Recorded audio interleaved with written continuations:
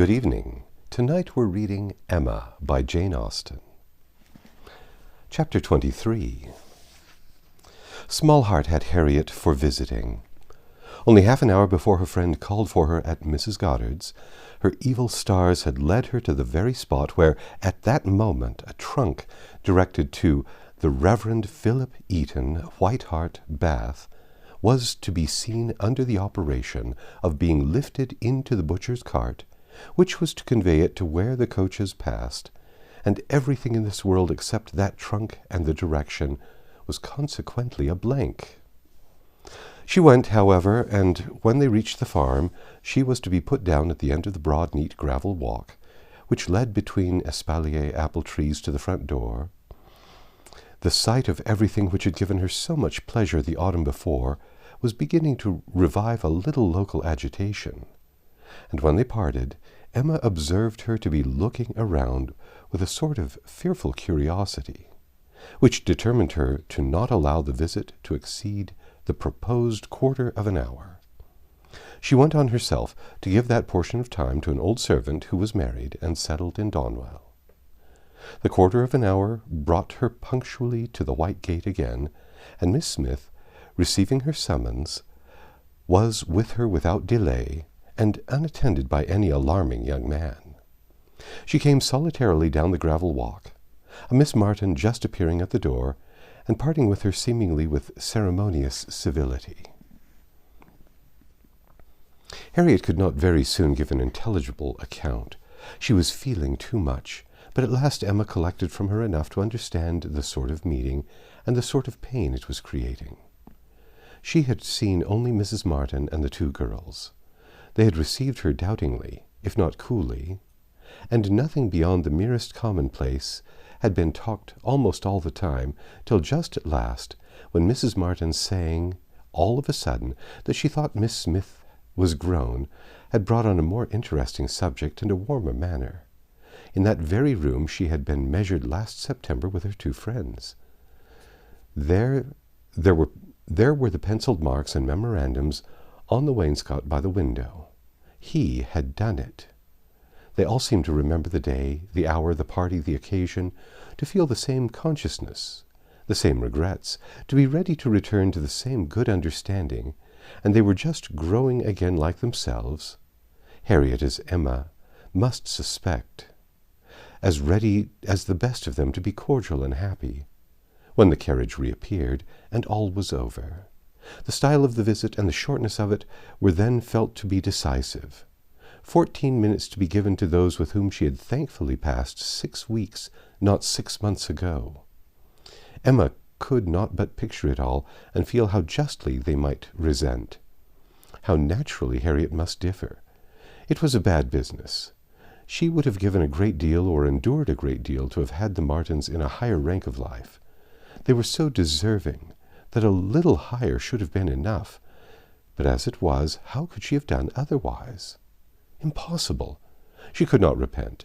They must be separated, but there was a great deal of pain in the process. So much to herself at this time that she soon felt the necessity of a little consolation, and resolved on going home by way of Randalls to procure it. Her mind was quite sick of Mr. Elton and the Martins. The refreshment of Randalls was absolutely necessary. It was a good scheme, but on driving to the door they heard that neither master nor mistress was at home.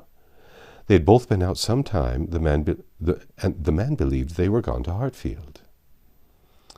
"This is too bad," cried Emma as they turned away, "and now we shall just miss them too. Too provoking. I do not know where I have been so disappointed." And she leaned back in the corner to indulge her murmurs, or to reason them away, probably a little of both, such being the commonest process of a not ill-disposed mind. Presently the carriage stopped. She looked up. It was stopped by Mr. and Mrs. Weston, who were standing to speak to her.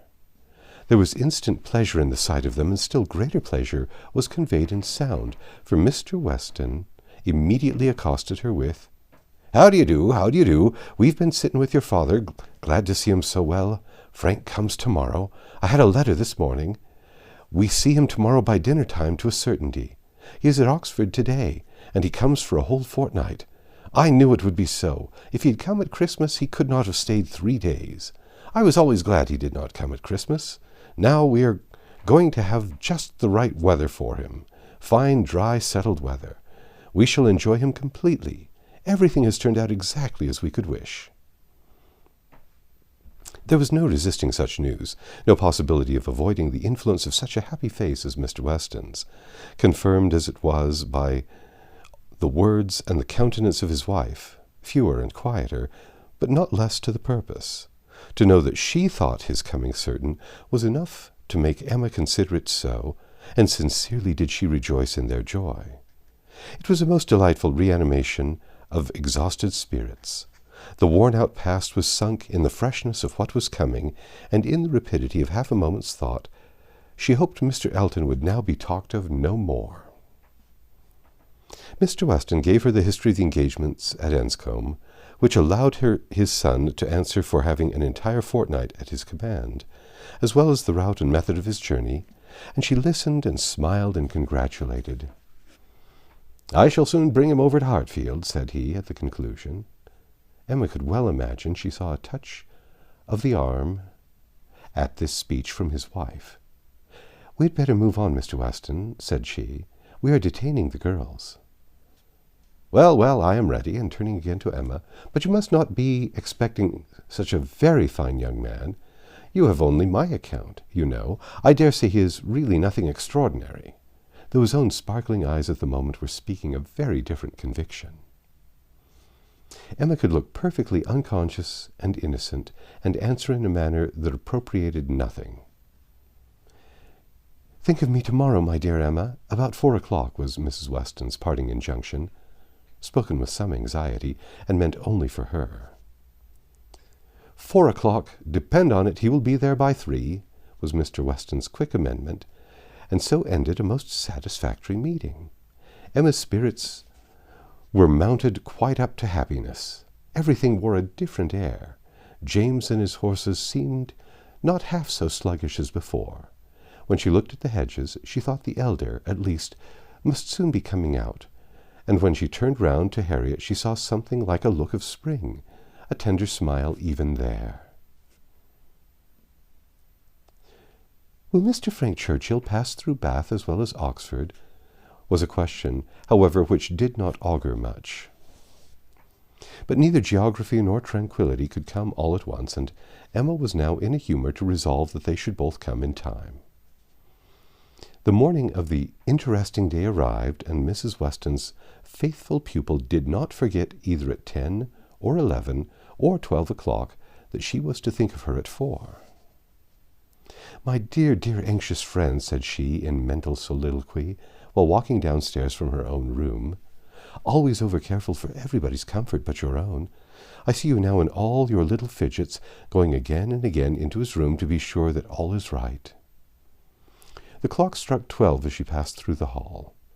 "'Tis 12. I shall not forget to think of you 4 hours hence, and by this time tomorrow, perhaps or a little later, I may be thinking of the possibility of their all calling here. I am sure they will bring him soon." She opened the parlour door and saw 2 gentlemen sitting with her father, Mr. Weston and his son. They had been arrived only a few minutes, and Mr. Weston had scarcely finished his explanation of Frank's being a day before his time, and her father was yet in the midst of his very civil welcome and congratulations when she appeared, to have her share of surprise, introduction, and pleasure. The Frank Churchill so long talked of, so high in interest, was actually before her. He was presented to her, and she did not think too much had been said in his praise. He was a very good-looking young man.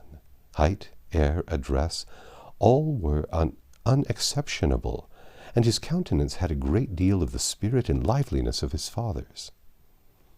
He looked quick and sensible. She felt immediately that she should like him, and there was a well-bred ease of manner and a readiness to talk which convinced her that he came intending to be acquainted with her, and that acquainted they soon must be. He had reached Randalls the evening before. She was pleased with the eagerness to arrive which had made him alter his plan and travel earlier, later, and quicker than that he might gain half a day. "I told you yesterday," cried Mr. Weston with exultation. "I told you all that he would be here before the time named. I remember that I used to do it myself. One cannot creep upon a journey. One cannot help getting on faster than one has planned, and the pleasure of coming in upon one's friends before the lookout begins is worth a great deal more than any little exertion it needs." "It is my great pleasure, where one can indulge it," said the young man, "though there are not many houses that I should presume on so far, but in coming home I felt I might do anything." The word home made his father look on him with fresh complacency. Emma was directly sure that he knew how to make himself agreeable. The conviction was strengthened by what followed. He was very much pleased with Randalls, thought it a most admirably arranged house, and would hardly allow it even to be very small, and professed himself to have always felt the sort of interest in the country which none but one's own country could give, and the greatest curiosity to visit it. That he should never have been able to indulge so amiable a feeling before passed suspiciously through Emma's brain. But still, if it were a falsehood, it was a pleasant one, and pleasantly handled. His manner had no air of study or exaggeration. He did really look and speak as if in a state of no common enjoyment. Their subjects in general were such as belong to an opening acquaintance. On his side were the inquiries, was she a horseman? A horsewoman? Pleasant rides? Pleasant walks? Had they a large neighborhood? Highbury perhaps afforded society enough. There were several very pretty houses in and about. Balls, had they any balls? Was it a musical society? But when satisfied on all these points, and their acquaintance proportionately advanced, he contrived to find an opportunity, while the two fathers were engaged with each other, of introducing his mother-in-law, and of speaking of her with so much handsome praise, so much warm admiration, so much gratitude for the happiness she secured to his father, and her very kind reception of himself, as was an additional proof of his knowing how to please, and of his certainly thinking it worth try to please her. He did not advance a word of praise beyond what she knew to be thoroughly deserved by Mrs. Weston, but undoubtedly he could know very little of the matter. He understood what would be welcome. He could be sure of little else. His father's marriage, he said, had been the wisest measure.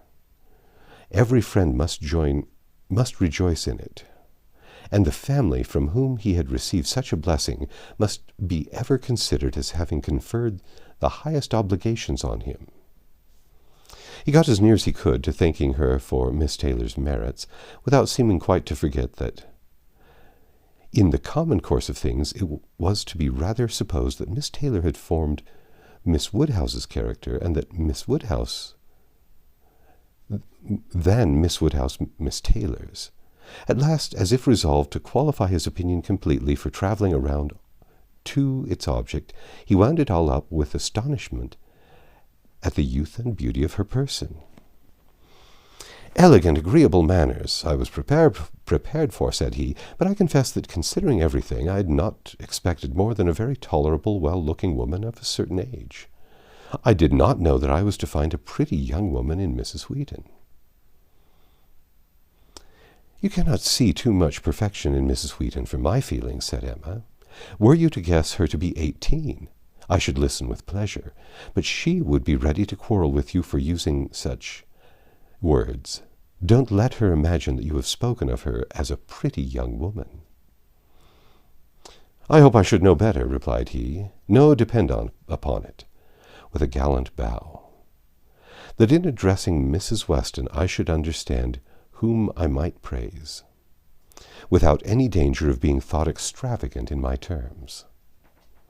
Emma wondered whether the same suspicion of what might be expected from their knowing each other which had taken strong possession of her mind, had ever crossed his, and whether his compliments were to be considered as remarks of acquiescence or proofs of defiance.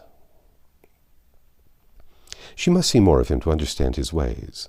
At present she only felt they were agreeable.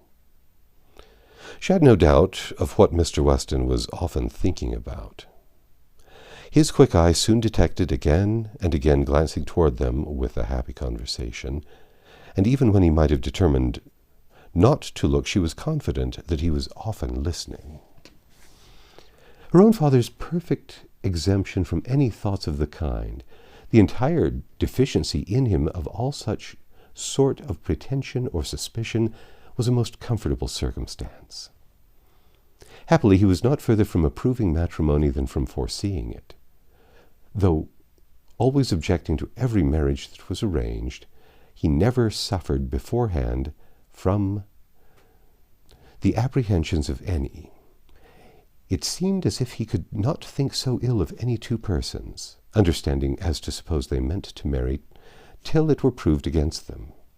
She blessed the favoring blindness. He could now, without the drawback of a single unpleasant surmise, without a glance forward at any possible treachery in his guest, give way to all his natural kind-hearted civility, insolicitous inquiries after Mr. Frank Churchill's accommodations on his journey, through the sad evils of sleeping 2 nights on the road, and express very genuine, unmixed anxiety to know that he had certainly escaped catching a cold, which, however, he could not allow him to feel quite assured of himself till after another night.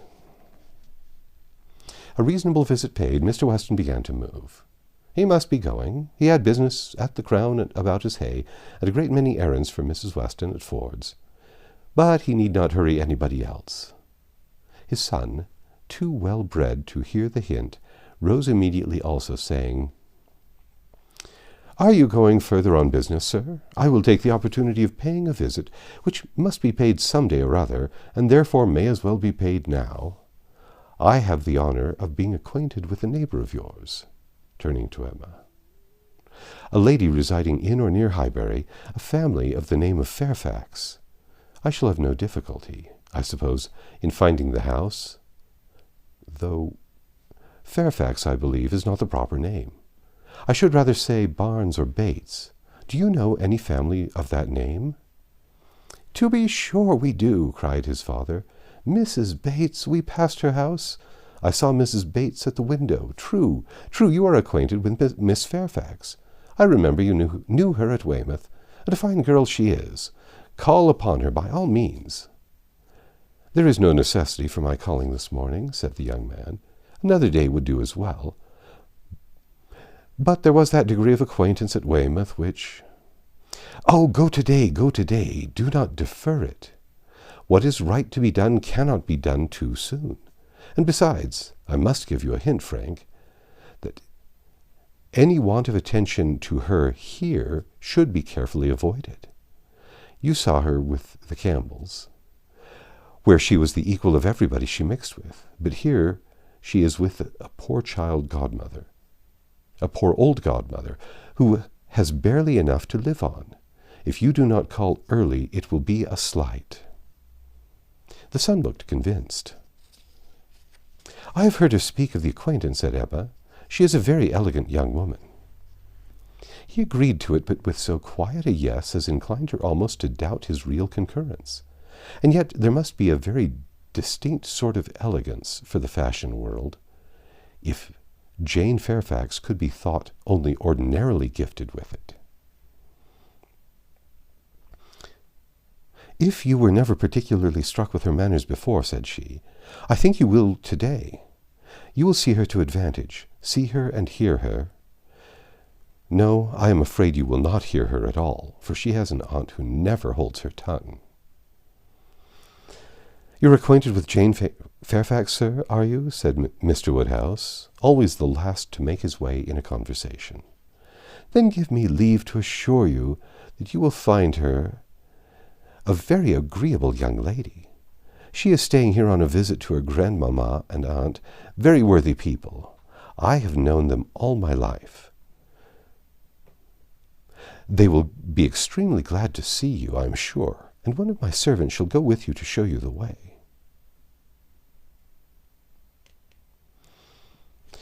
My dear sir, upon no account in the world my father can direct me. But your father is not going so far. He is only going to the Crown, quite on the other side of the street, and there are a great many houses. You might be very much at a loss, and it is a very dirty walk, unless you keep on the footpath. But my coachman can tell you where you had best cross the street.